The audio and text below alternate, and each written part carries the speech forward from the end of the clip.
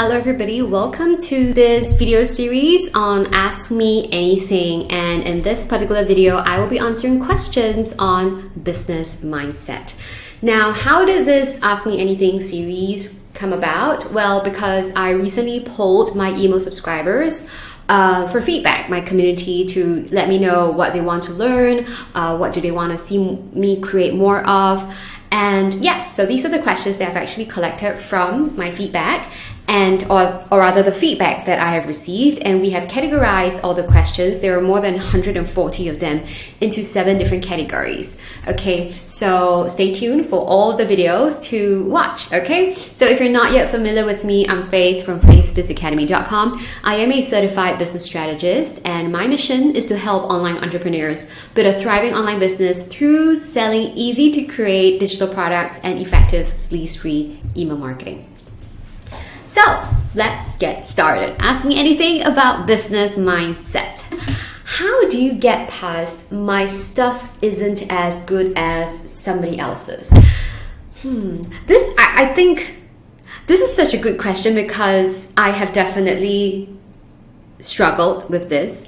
But okay, I think between struggling with this, like, oh no, my stuff isn't as good as somebody else's, my motivation to make money is a lot stronger than that. So I started my online business in early 2018. I've got 3 kids and I really needed to, increase my income. So because I had to take a step back from my day job and my income was dwindling, and I really wanted to be able to work from home and still have a side hustle of earning $500 a month. So I would say that the desperation to make money was a lot stronger than any other mindset issues in that sense. So I really just wanted to get my stuff in front of my audience or in front of people so that somebody can buy. Yeah, I would say between the self-doubt and the desperation or the motivation to make sales, that motivation was a lot stronger, and therefore I just did it, because in all honesty, you're not doing yourself a favor if you're comparing yourselves. Of course, what we want to do is, yes, you should be doing your competitors analysis, you should be doing market research, you should have at least a rough idea of what your colleagues, okay, let's not call them competitors, what your colleagues in that same niche, in that same industry are doing, and how can you do better. And we all start from somewhere, and you have probably heard this saying, right? You don't compare your starting from somebody's middle, right? You never know the experience that they already have, so it's really unfair. You're not doing yourself a favor if you start comparing, or you get caught up in that negativity or that self-doubt about, oh dear, my stuff isn't as good. Or you put in so much time and effort creating something and you're actually feeling really proud of it, but the minute you put it out there, you see somebody else's and you go like, oh, their design looks so much better. It's okay. It's okay. It's subjective. Even beauty, even design, right? Aesthetically, it is subjective. Okay, so I could say that I'm super proud, or I love, or I think that my sunflowers planner is so gorgeous, right? But what if somebody just likes a minimalist planner and they don't care about the sunflowers, right? So do yourself a favor. Don't compare yourself with others, okay? If you really want to compare, it's about how can you bring more value, okay? Don't think about it as good or bad. Think about how you can serve your audience better with what you have, okay? If you are brand new, if you have just started learning how to create something on Canva, chances are you're probably not going to be as effective or as efficient as somebody who has been using Canva for the last 5 years, right? So don't do that competition. Focus on getting yourself learning, okay, and doing consistent work and making sure that you're always putting your audience at the center of your business. So you're creating stuff for your audience. So there's no comparison and no competition, because what matters is your audience, that you're creating stuff for them, and do it to the best of your abilities and just keep progressing and learning. Okay, I hope this is a good answer. Now, next question. I am just plain scared to really get started. Every time I feel ready, something happens, and that I feel I need to know before I start. Example, legal stuff on and off. The internet is a very big one that is scary to me. Yes, it sounds scary. I guess I'm afraid of legal stuff too. And in honesty, if we really want to talk about what we're afraid of, there's probably tons of stuff that can freak us out. Yes. And I obviously did not start off knowing business, did not start off knowing what WordPress is all about, or I'm so terrible with tech.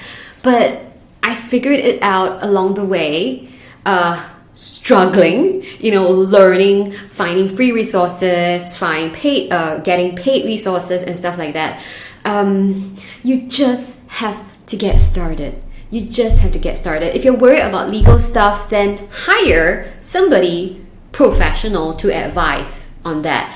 The easiest one is to purchase legal templates. The very basic ones would be like your terms and conditions, your privacy, your cookies, your disclaimer, stuff like that. Off my head, those are the ones that I can think of. They are not cheap, but they are not crazy expensive too. In fact, the legal templates will cover your basis, okay, at as low a price as possible already, instead of hiring somebody.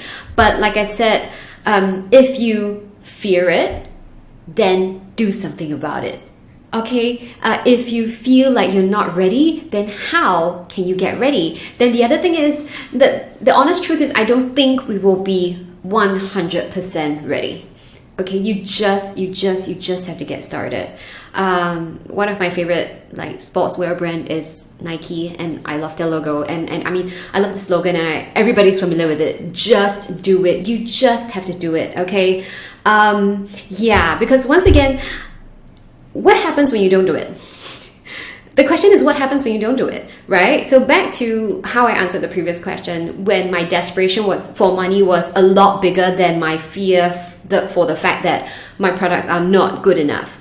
So I just did it. I just sold it. I just told my audience about it, and I just did it. Okay, so whatever that you fear, find a solution to it. If you're worried about legal stuff, the solution is to talk to somebody professional. If you're worried about not doing the right thing, then get those templates. Okay, yes, I know it sounds very scary, but do something about it. Overcome that fear and do something about it, okay? And just be prepared that you will never be 100% ready. Okay, if you've been watching my videos, whether it's on YouTube or any other courses or trainings or whatsoever, you would notice that I make blunders all the time. And call me lazy or whatsoever, but I don't always edit out my blunders. Yeah, it's not perfect. It's not going to be perfect. I'm never going to be perfect. I'm never going to say something, create a 30-minute presentation without making a boo-boo or stumble or trip over my own tongue or whatever, right? So it's okay. You just put in your best effort, you find a solution, and then you get over it, okay? And then run with it, all right? Next question, how to actually start a business and not let procrastination take over and never do anything at all. What's your why? What's your why? Once again, why do you even consider running an online business? I'm gonna repeat again, right? I wanted to make money. That was the motivation. I wanted to make money while I was at home taking care of 3 young children. That was my motivation. And I just had to do it because the $500 a month that I wanted is not going to fall from the sky unless I do something about it, right? If I want the $500 a month in the next 6 months, when at this point in time I do not yet have a blog, I do not yet have a website, it is not going to happen. So focus on, ask yourself again, why do you even consider starting a business? Why? There are so many other things to do. And in all honesty, starting an online business might not be the easiest thing to do. It might not be the most fun thing to do. Okay, I do think that it pays off very well if you do things right, if you have the right strategies, if you set a great foundation.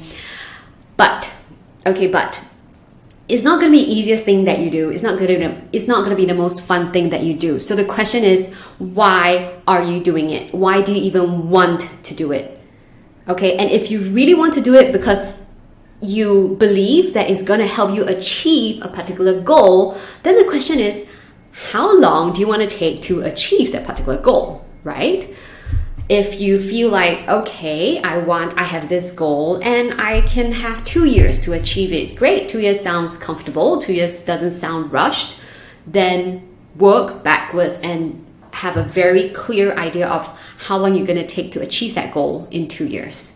But if you are so desperate and you want things to happen now and you want this particular goal to be achieved in the next 6 months, then the question is, then there is no room for procrastination, right? Because otherwise, what for have a goal when you're not going to do anything about it?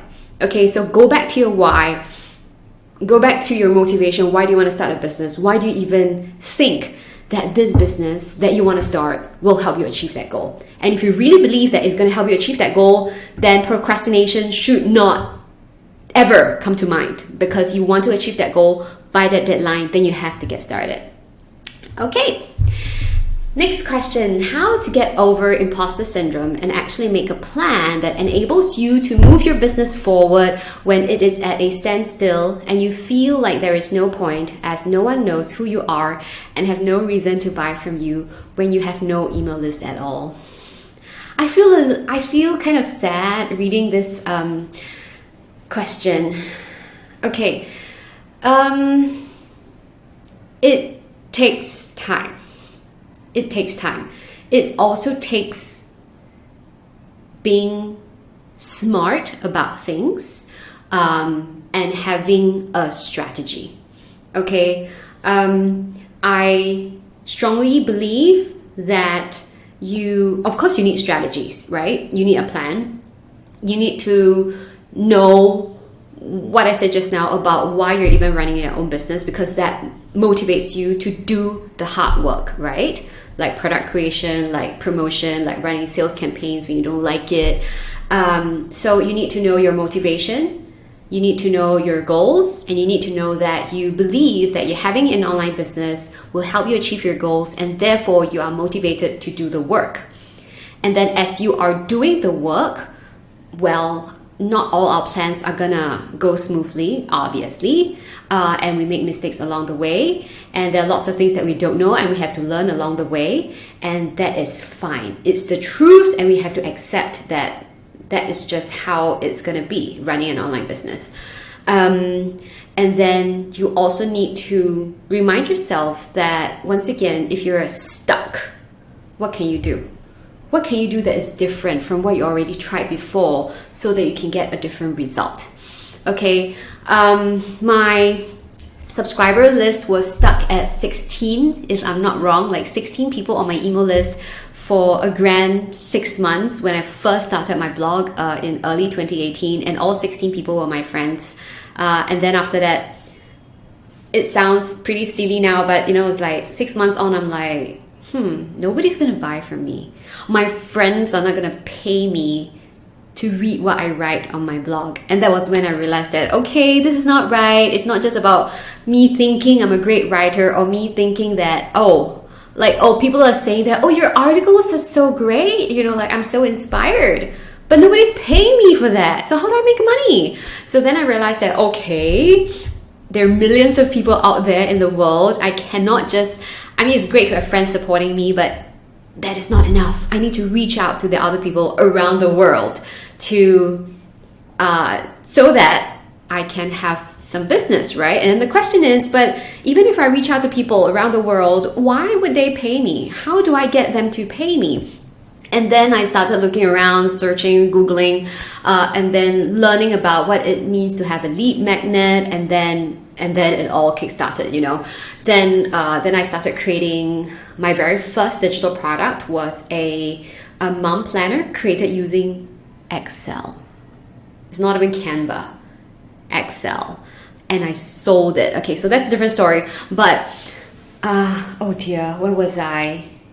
Yeah, so I struggled for 6 months before I realized that I had to actually do something about it before I can actually get money. It's not just about writing articles and thinking that I'll just get paid from ads. Well, there's not enough traffic, of course.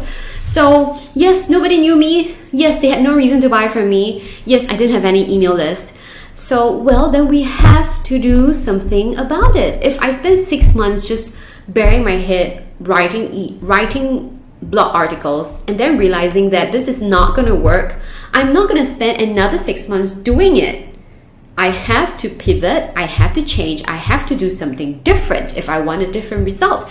And therefore, I started learning more about how to monetize a blog, how to monetize a website, and therefore I learned about what a lead magnet is, but I didn't know what to create, I didn't know how to create, and then I bought a course that taught me how to create a planner using Excel, and that was the first digital product that I created.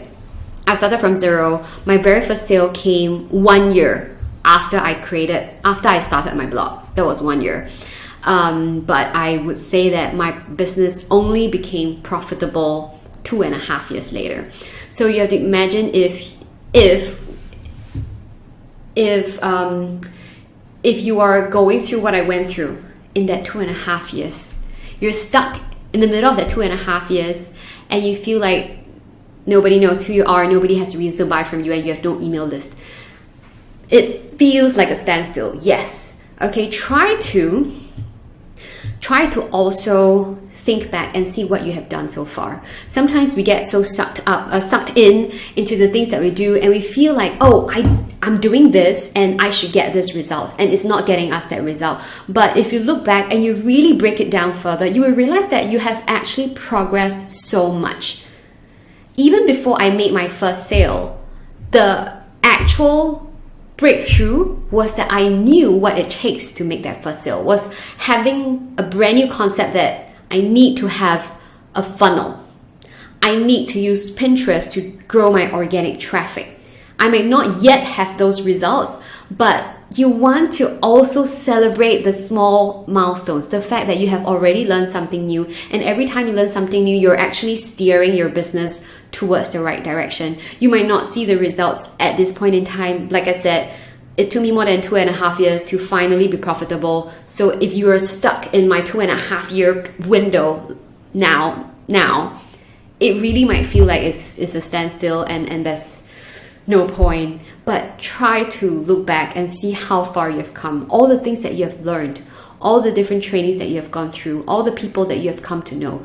All these things matter. All these baby steps are going to be accumulative to add to the success of your business. You might not see it now, but try to celebrate those small milestones because you have put in time and effort, okay? And these will help. Then the next thing is, what can you do? The next step, it needs to be different from what you have done. For example, if 6 months on you're doing the same thing and you're still not getting results, then chances are you need to change. Something needs to change, okay? You need to pivot, get help, seek a coach, get an accountability partner, but do something that will steer you differently. Try something different, okay? But press on. Next question. If you could give your younger self pointers, especially about mindset, what would you tell her?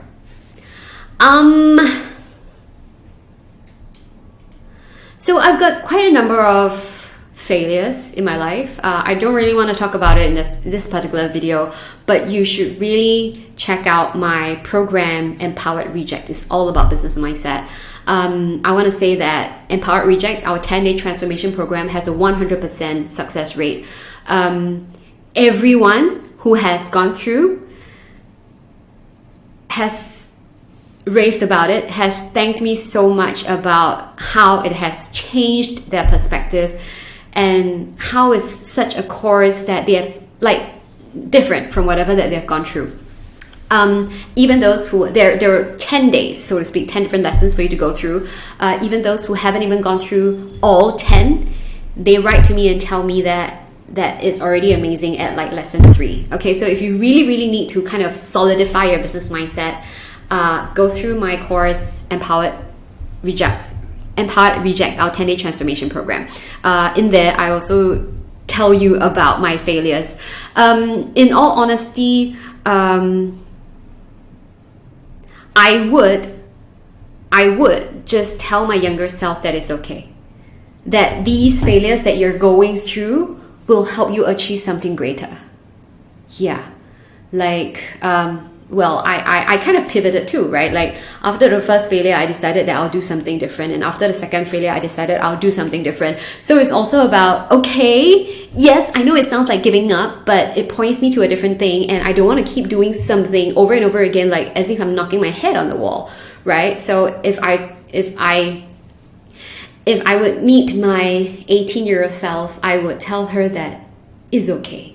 That at that point in time, that might have felt like it's the biggest failure of your life at that point in time, but it's okay. Like things will get better. Things will get better. Yeah. How can I stay focused? There is so much coming at me every day. I know, right? Like, so I have 3 kids and it's so noisy at home when they're at home. And then I know of moms with like 5, 6 kids and they're homeschooling them. And I'm like, how do you even do it? I have no idea. Okay, but anyway, how do you stay focused? Once again, back to what's your motivation? What do you want to achieve, right? Yes, I could blame my kids for making so much noise that I cannot focus. But yes, I can also take my laptop and move it to a different room. Or yes, I can also decide that I will stay up a bit late tonight and when it's all quiet and I will do my work. Okay, so it is so easy for me to blame my children that they're way too noisy and they're distracting me and they keep asking for my attention, that I don't have enough time to work. Yes, I would think it's factual, it's a fact of my mom life, but it also sounds like I'm not taking full responsibility of it. And that I believe there are always workarounds. There will always be a workaround. We just have to think hard enough to try something different. So like I said, if you feel like there are too many emails, then don't check your inbox, right? If you feel like your neighbors are too noisy, then can you go to a cafe to work? If you feel like there are just too much noise in the day, can you wake up earlier before everybody else wakes up? If you feel like there are too many summits and bundles, well, mute those notifications, So yes, there are tons and tons of distractions coming up at us, online, offline, people around us, our day jobs, our families, our friends. The question is, what else can you do? That you take ownership, pardon me, and that you decide that, well, I'm going to do something about it. I think it's about taking ownership, deciding that, okay, as much as I want to blame you and strangle you for distracting me, right? But take ownership. Take ownership. What else can you do? What else can you do to shut out the noise? Okay? How do you stay focused in your business even when sales are not where you want them to be? The sales are not, how do I put it? The lack of sales does not make me less focused on business. Does it make sense? How do you stay focused in your business even when sales are not where you want them to be? I have definitely had programs that didn't have any sales or had lackluster sales, but that does not take my focus away from my business. In fact, it will bring more focus to my business because it means that something is not right. It means that I need to reevaluate, right? If I had created a course, for example, which I think is going to be a hot seller, which I expect a certain number of people to buy based on my previous experience, based on the feedback that I've gotten, and it did not get what I wanted, right? Then instead of getting distracted or directing my focus away from my business, it actually brings my attention more to my business because something is not right. I must have missed out something. It could also be that, so there's one particular incident or rather example. Last year, I tried to launch a weekend weekend life challenge kind of thing, okay, like a weekend boot camp. Yeah, weekend boot camp. I tried to launch that. I was so excited. I did the sales page and I launched it, and nobody bought it, which was very, very depressing. But one very kind soul, within 30 minutes, was it 30 minutes? She replied to me that, oh, this program sounds really good, but it is I can't remember what holiday it was, but it was apparently a big holiday in the US, and most of my audience are from the US. So this lady told me that, hey Faith, I really love your I really love this program and I want to be part of it, but this is actually this particular holiday in the weekend in the US, lots of family, lots of people will be traveling all over. And I was like, oh no, and I felt so stupid for not checking the calendar. Like, there I was checking my own calendar to see which weekend I prefer to run the bootcamp, and not checking the calendar for the US where most of my audience is. And there was zero sales. It was a flop. It was a complete flop. All the time and effort that I put into planning for the program, creating that sales page, brought me zero sales. And in all honesty, it was quite embarrassing. It was embarrassing. So, but it did not distract me from my business. It did not pull my focus away from my business. If anything, it was a big lesson. It showed me that, oh, well, if I want to do any such things like live calls or whatsoever, I better make sure that I check the calendar for the US where most of my audience are at. So the lack of sales will not pull me away from my business. If anything, it will make me more focused on my business, because I need to evaluate what went wrong. I need to go back and realize that, oh, what was it that went wrong? What did I miss? Was it a bad time to launch? Was the price too high? Was it something that people don't actually want or need, right?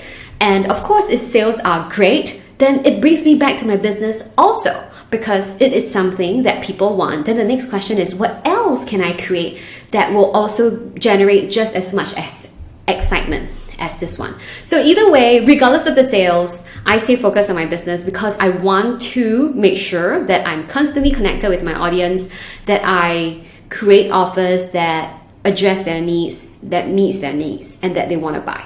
Okay? How do I funnel my overactive creative brain to not overwhelm with creating content?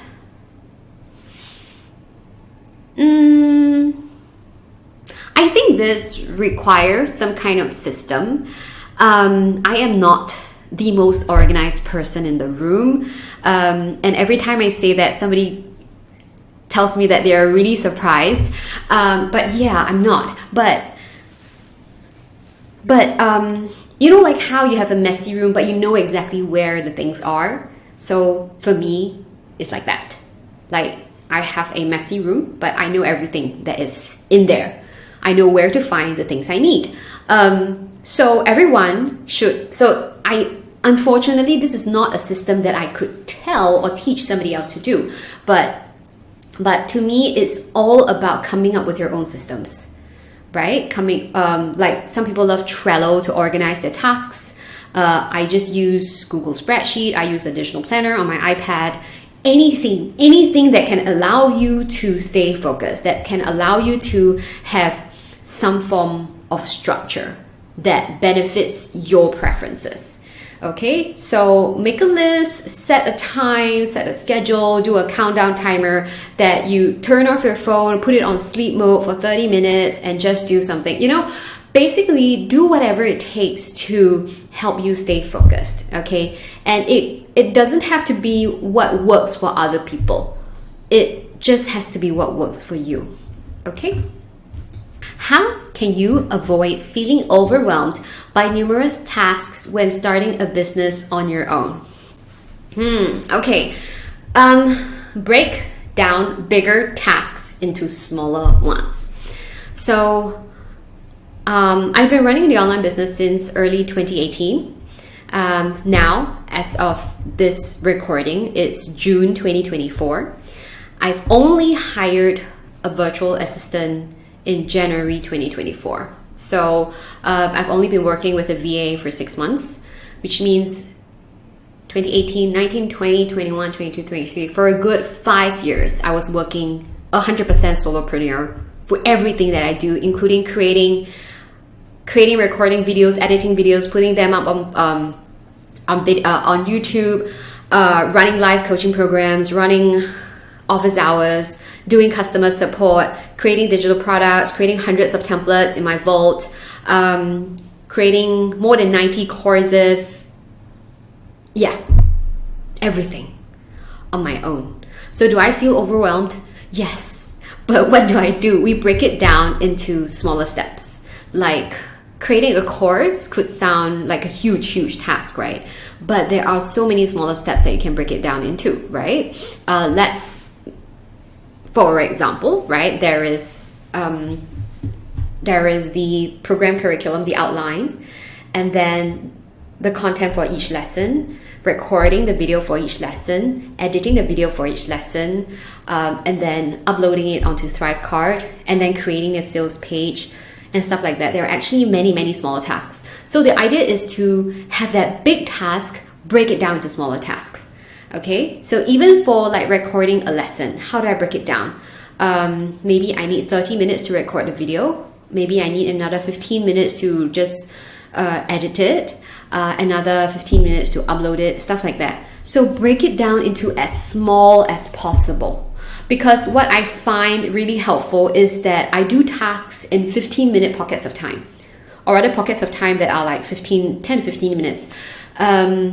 Now that my kids are slightly older, it helps. But when they were really young, when I first started in 2018, my youngest child was only 1 year old, which means they require a lot of my attention, which also means that I only have small pockets of time to do my work through the day. So, but like, for me, I am fully aware that I cannot complete a big task in 15 minutes.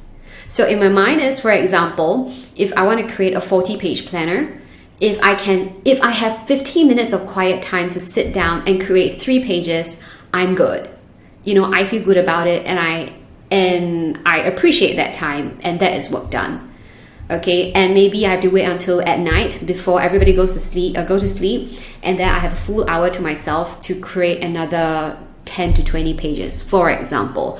So it's being very clear of how much time you have, how much time you can set aside, your own mental capacity. For example, you have a full-time job, you're taking care of family members, you're a caregiver, and you just don't have that time. You just don't have that much energy as maybe somebody else does. But it's managing your own expectations and just being very realistic and practical of the time and energy that you have, and then breaking down the big tasks into small ones. And when you do that, you realize that even 15 minutes can be productive. And I feel that the overwhelm comes with self-expectations. Like sometimes you feel like, oh, I should have done this, but I only did this. But the truth is, the other thing is, when it comes to time management, if you think you're going to use 1 hour to complete a particular task, chances are you're going to use 3. Okay? We almost always underestimate the time that we need to do something. So if you keep that in mind, if you think this task is going to take you 1 hour, then you probably need to set aside 3 hours to do that task. Okay, so that even when you finish it in 2 hours, it's still an accomplishment. Okay, and then as you get very close to that 3 hour deadline, you know that you have to push things faster, right? Because that 3 hours should be the maximum amount of time that you have to do for that tasks. So once again, be very realistic about how much time and energy you have, and then breaking down big tasks into smaller ones, and don't underestimate pockets of time like 10 to 15 minutes, because they can be used to listen to a podcast episode, replying to some customer support emails, reading newsletters and trying to see what other people are doing in the industry, okay, or just working on a single page of a printable product, or a planner that you're trying to create, and that is being productive. So, and having that managing your self expectations so that you won't feel overwhelmed. Next question: how do you make your business work if you have no clue what you're doing? Well, you have to know what you're doing then. You have to know what you're doing. It starts with understanding who your target audience is. And even before that, like I said, what is your motivation? Why do you want to start an online business? And do you really believe that having the online business will help you achieve the goals that you want? Okay, so if all that is solidified, right, then the next question is, who do you want to serve? Who is your target audience? And then after that is, what kind of problems do they have? What kind of solutions can you provide? Okay, so do research, Google, find as many free trainings as possible, like summits, whatever free resources that's possible. But if you find it too overwhelming, then I would really, really strongly recommend that you have a coach. Okay, so you can work with me, or you can find somebody else to work with. But if it's really way too overwhelming and there's too much noise, then what sometimes you really need is guidance from somebody who knows what to do and can guide you very clearly on what steps are best for you. Okay, so it is not intentional, but I think that was a good wrap to this particular video. And yes, this FBA Aspire is a new coaching program. Okay, as of June 2024, it is a brand new coaching program. I created this almost very spontaneously because what I've noticed is there are so many bundles out there, so many summits out there. I've been a host of paid bundles, free giveaways, as well as a free summit before. And as a consumer, I appreciate all these because it allows me to meet new content creators. It allows me to gain access to resources and trainings either for free or at a really affordable price. But yet what I've been noticing is that the good thing is resources are easily and readily available now than it was like 2 years ago. But on the flip side, there is so much information out there. You need to know how to filter it, and you need to be able to discern what applies to you specifically, to your business specifically. And that is why I decided to come up with this FBA Aspire program, which is, I believe, the most affordable coaching program, specially designed for aspiring and beginner entrepreneurs to help you get your business off the ground with high quality trainings, hands-on coaching from me directly. We've got weekly office hours on Zoom. Those are group calls, and monthly one-on-one support on Voxer. It's high touch, low cost, super low cost, super time intensive for me. But I really want to work with you closely for the next 6 months. Okay, for more information, check out facebizzacademy.com/FBA/aspire, or fish out your camera phone and scan the QR code and you will be led to the same page. Okay, this is a 6-month program, and if you have been struggling to make more than $500 a month from your online business, I want to work with you. I want to help you as much as possible. If you're interested, go to the website, scan the QR code to go to the website. And if you have any questions, feel free to leave them in the comment section below. I read all the comments and answer questions personally. Thank you so much for your time. I hope that you have found this video to be helpful.